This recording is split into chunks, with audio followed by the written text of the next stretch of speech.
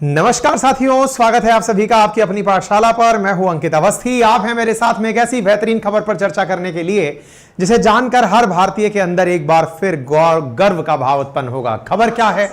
खबर यह है कि भारत का रुपया अब श्रीलंका में भी चलने वाला है। श्रीलंका में चलने वाला है, इसका मतलब यह है कि श्रीलंका वाले भी प्लान कर रहे हैं कि इंडियन रुपीस को वो अपने मार्केट में जैसे उनका श्रीलंकन रुपया चलता है वैसे ही चलाएं।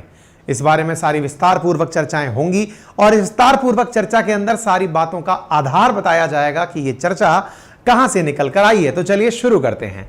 आप सभी को यह ज्ञात होगा कि भारत के दक्षिण में एक देश है जिसका नाम है श्रीलंका, जो कि इंडियन ओशन के अंदर ऐसा लगता है जैसे कि भारत के साथ अटैच्ड है। अटैच्ड श्रीलंका, वैसे तो खैर हमारे जितने भी कहानियां हैं, जितना भी इतिहास है, उसके अंदर कहीं ना कहीं चर्चा में रहा ही है। और ऐसी स्थितियों में श्रीलंका हाल ही के दिनों में जो चर्चा में आया वो ठीक कारणों से नहीं था, क्योंकि यहाँ की आर्थिक स्थिति थोड़ी डामाडोल हो गई थी, लगभग बर्बाद होने की कगार पर पहुंच गया था। 2022 में हमने देखा था कि किस प्रकार से श्रीलंका के अंदर उपद्रवी भीड़ ने फेल होती हुई अर्थव्यवस्था श्रीलंका पर हमला बोल रखा था। जहां जहां पर इनके राष्ट्रपति निवास थे या सरकारी इमारतें थी, वहां पर लूट मची थी। लोगों के द्वारा पूरी तरह श्रीलंका के अंदर अपना गुस्सा सरकार पर निकालते हुए देखा गया था। वो दौर था, वो निकल गया और निकालने में काम आया हमारा प्यारा भारत। हमारे प्यारे भारत ने श्रीलंका के बुरे दिनों में जो मदद की, संभवतया उसी मदद का रिटर्न गिफ्ट हमें देने की तैयारी में है श्रीलंका। हमने क्या मदद की, कैसे की, आज के सेशन में विस्तार से जानते हैं। इन्हें पहचानिए। ये हैं श्रीलंका के वर्तमान राष्ट्रपति। चर्चा में क्यों हैं? क्योंकि वर्तमान में ये भारत की यात्रा पर आए हुए थे। कौन रिसीव करने गया था? भारत की तरफ से जो यहाँ के श्रीलंका के राष्ट्रपति भारत आए थे, भारत की तरफ से मिनिस्ट्री की तरफ से लोग इनको रिसीव करने के लिए गए।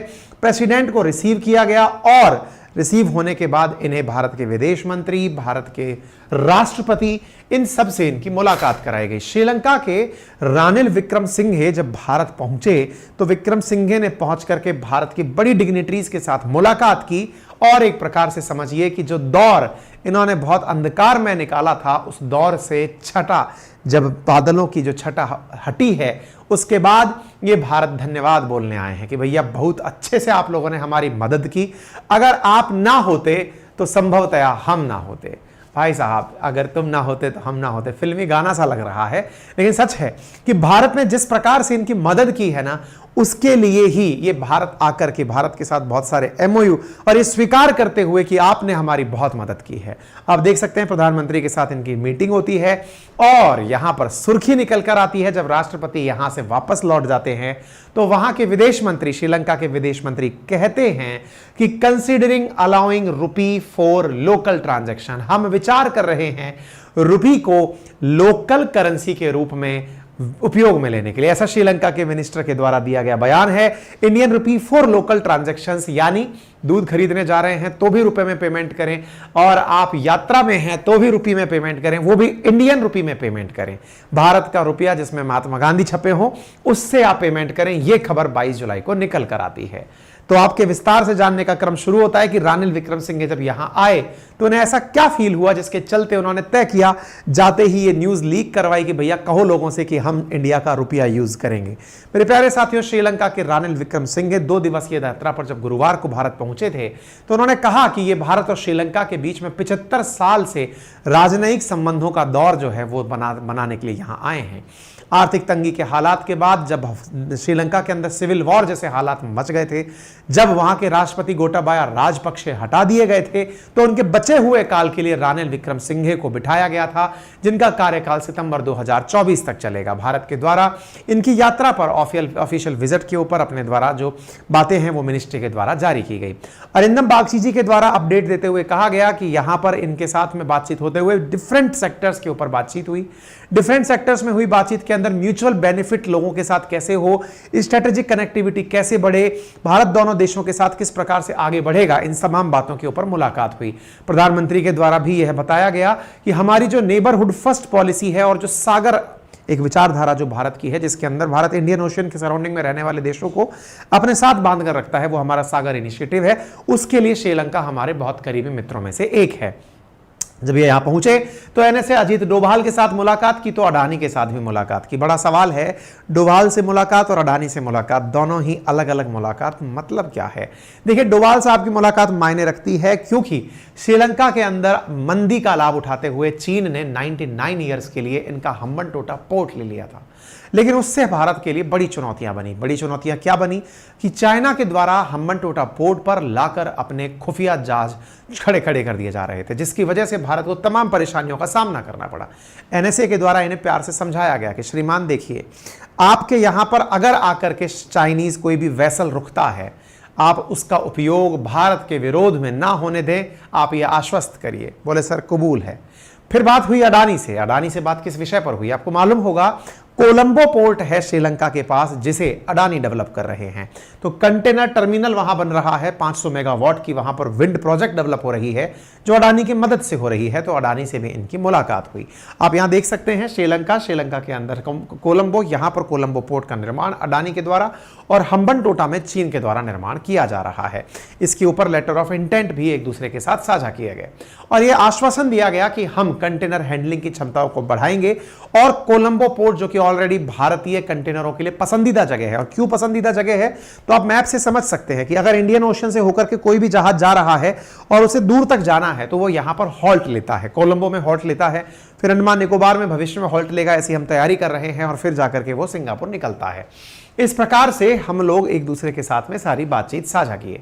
फिर इन्होंने कहा कि प्रधानमंत्री नरेंद्र मोदी के नेतृत्व में भारत लगातार तरक्की कर रहा है और इस तरक्की के पीछे इन्होंने कहा कि हमारे संबंध प्राचीन और व्यापक हैं। श्रीलंका और भारत के बीच हवाई कनेक्टिविटी को बढ़ाया जाए, पैसेंजर फेरी सर्विस को शुरू किया जाए और इंटरसिटी ग्रिड पर भी काम किया जाए। ये सब बातें यहां पर हुई। इतना ही नहीं, श्रीलंका में यूपीआई का इस्तेमाल को भी बढ़ावा दिया जाए। आपके दिमाग में एक बड़ा सवाल बनेगा और बड़ा सवाल क्या है? सर, हमारी कनेक्टिविटी उससे क्यों बढ़ाई जाए? कारण है, श्रीलंका टूरिज्म डिपेंडेंट इकोनॉमी है। मेरे प्यारे साथियों, ये बहुत ज्यादा इंपोर्ट पर आधारित देश है। इंपोर्ट मतलब आयात बहुत ज्यादा करता है। इनकी कमाई का जो सबसे बड़ा साधन है, जैसे भारत में कभी आप जाएं तो भारत में आपने अगर नोटिस किया हो तो केरल बहुत ही जबरदस्त टूरिस्ट डेस्टिनेशन है। इंडिया के बहुत सारे लोग वहां जाकर के टूरिज्म के लिए जाते हैं।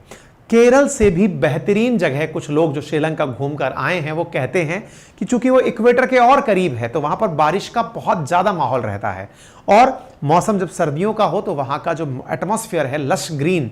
तो श्रीलंका अपने आप में बहुत सारी फिल्मों की शूटिंग का डेस्टिनेशन भी रहा है। ऐसी स्थिति में जो इंडियन केरल तक पहुंच गए वो थोड़ी फ्लाइट लेकर के श्रीलंका तक भी पहुंच जाएंगे। आवश्यकता है कि श्रीलंका के साथ कनेक्टिविटी आसान की जाए और कनेक्टिविटी आसान करने का कार्य कौन करेगा? तो भारत करेगा। आपको मालूम होगा, कुछ दिनों पूर्व जब नेपाल के प्रधानमंत्री भी भारत आए थे तो उन्होंने भी भारत से यही डिमांड की थी कि सर, हमने पोखरा एयरपोर्ट चालू करवा दिया है चीन की मदद से, हमने वहां पर अंतरराष्ट्रीय चीन की फ्लाइट भी रुकवा दी है, लेकिन जब तक आप लोग नहीं पहुंचेंगे फीलिंग नहीं आएगी। तो कृपया करके इंडिया से इंडियन टूरिस्ट को पोखरा एयरपोर्ट पर लैंड करवाइए। यही लोग ये कह के आए कि सर देखिए, हम लोगों को अब उबारना है आपको, तो इंडियंस को आप वहां भेजिए, वो वहां पर टूरिज्म का लाभ लेने आए। टूरिस्ट जब पहुंचता है साथियों तो वो एक मानस बनाकर पहुंचता है कि मुझे इतना पैसे का होटल लेना है, इतने का खाना खाना है, इतनी जगह घूमनी है, जगह एक्सप्लोर करनी है। और जब टूरिस्ट पहुंचता है तो बहुत धन की बरसात होती है। आप कश्मीर को ही देख लीजिए, कश्मीर में रिकॉर्ड तोड़ यानी कई टाइम्स ज्यादा टूरिस्ट इन दिनों पहुंच रहा है। G20 जब से हुआ है, इसके बाद में 370 जब से हटा है असल में, तब से टूरिस्ट की वजह से कश्मीर की आबो हवा ही बदल गई है। तो सबको पता है कि इंडिया का टूरिस्ट जहां घूम गया उस देश को तो वैसे ही वो कर्ज से बाहर निकाल लाएगा। तो इन्होंने कहा इन्हें भेजिए। तो ऐसी स्थिति में आप ये देख सकते हैं कि भारत के साथ में इनकी मीटिंग हुई। मीटिंग में इन लोगों ने तरह तरह के जो एग्रीमेंट्स हैं उन पर साइन किया। इसमें एक बहुत इंटरेस्टिंग चीज ये भी है, जब टूरिस्ट जाएगा तो वो पैसा कन्वर्ट करा के जाए या फिर इंडियन रुपीज ही लेकर जाए। इसीलिए इनका कहना है कि देखिए, हम तो इंपोर्ट आधारित हैं, हमें तेल खरीदना है, दवा खरीदनी है, मशीन खरीदनी है, हम तो पहले भी इंडिया से लेने को तैयार थे।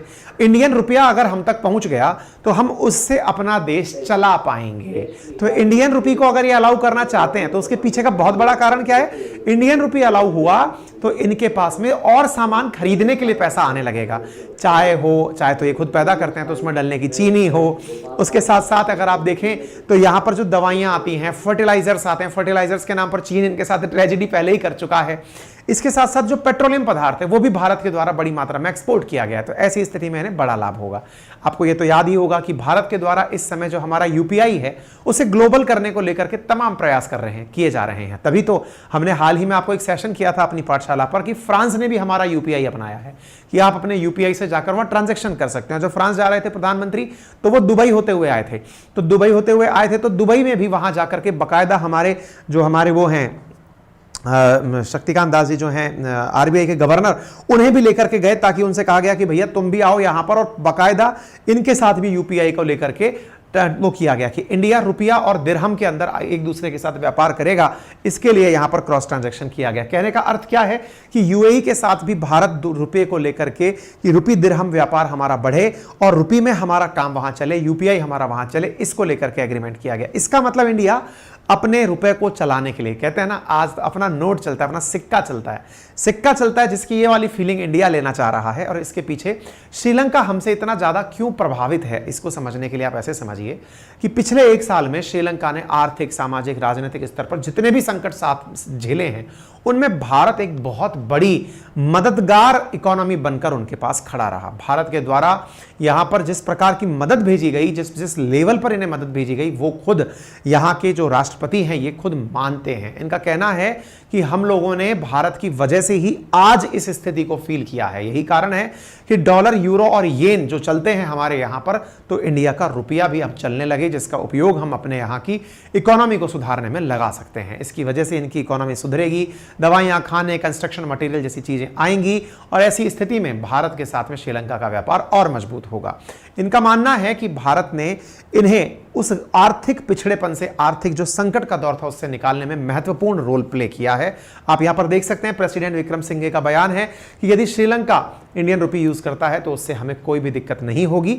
उन्होंने बकायदा पहले भी यह हिंट दिया था कि हम कॉमन करेंसी बनाने को तैयार हैं। उन्होंने कहा कि भारत ऑलरेडी जापान, कोरिया, चीन से बहुत सारा लोन ले चुका है, ऐसी स्थिति में हमें इनके साथ आगे बढ़ने में कोई दिक्कत नहीं है। 2012 में श्रीलंका भयंकर आर्थिक संकट, 2022 में श्रीलंका भयंकर आर्थिक संकट में गया था, लेकिन हमने नेबर फर्स्ट की पॉलिसी को ध्यान में रखते हुए इन्हें बेहतरीन मदद पहुंचाई। और आपको जानकर आश्चर्य होगा कि भारत के द्वारा दी गई मदद के कारण ही आईएमएफ को यह विश्वास हुआ कि श्रीलंका के साथ भारत खड़ा है तो इसे डूबने नहीं देगा, और इसी कारण से आईएमएफ ने श्रीलंका को 2.9 अरब अमेरिकी डॉलर की राहत दी। और उस डॉलर की मिली राहत से श्रीलंका में यह विश्वास पैदा हुआ कि भारत मेरे साथ खड़ा है, क्योंकि भारत ने $4 बिलियन की मदद भेजी थी। भारत द्वारा भेजी गई $4 बिलियन की मदद, और उधर आईएमएफ ने भारत को मदद करता हुआ देखकर इसे $2.9 बिलियन की जो मदद दी, इससे श्रीलंका रिवाइव कर गया है, यानी कि यह फेलियर नेशन नहीं हुआ। आप देख सकते हैं तमाम खबरें, इंडिया ने $1 बिलियन की क्रेडिट लाइन, इंडिया ने $968 मिलियन की क्रेडिट लाइन, इंडिया ने $3 बिलियन, भारत ने दबा के श्रीलंका को 1 साल के अंदर पैसा दिया। और तभी तो ये भारत के प्रति पूरी तरह श्रद्धा भाव से अर्पित हुए कि भैया भारत एक इमर्ज हुआ है श्रीलंका का टॉप लेंडर बनके, जिसने इनको खूब सारा पैसा उधार दिया, क्रेडिट लाइन के नाम पर दिया कि आप सरवाइव कर जाइए। तो श्रीलंका ने जैसे ही आईएमएफ का पैसा इन्हें मिला, सबसे पहली किस्त भी भारत की चुकाई कि सर ये आपका पैसा पकड़िए, आपने हमारी जबरदस्त मदद की थी। तो इसलिए आप देख सकते हैं विक्रम सिंघे जी का बयान, आप देख सकते हैं कि हम भारत को किसी भी प्रकार, हम श्रीलंका को किसी भी प्रकार से भारत के लिए खतरा बनने नहीं देंगे, ये हमें कह करके गए हैं। आप देखिए यहां पर देख सकते हैं यहां के जो मतलब मैसेज है, आप इसे स्पीकर की बात देखिए, श्रीलंका के स्पीकर हैं, उनका क्या कहना है अभय वर्धन का कि you saved us, prevented bloodbath, आपने हमारे यहां खून खराबे से हमारी रक्षा की है, आपने हमें बचाया है, हम आपका किस तरह से धन्यवाद दें। ये भारत के प्रति श्रीलंका के अंदर भाव है, तो भारत को पता है कि आप हमें कैसे धन्यवाद दें। सबसे पहले हमारे जो तमिल्स आपके यहां रहते हैं उन्हें पूर्ण सम्मान दिलाइए। तमिल्स के साथ जो हुआ अत्याचार है उससे हमें मुक्ति चाहिए, और यह कैसे संभव होगा? देखिए साथियों, असल में श्रीलंका के संविधान के अंदर 13वां संविधान संशोधन हो रखा है, वो इंप्लीमेंट नहीं हुआ है। संविधान संशोधन के तहत है क्या?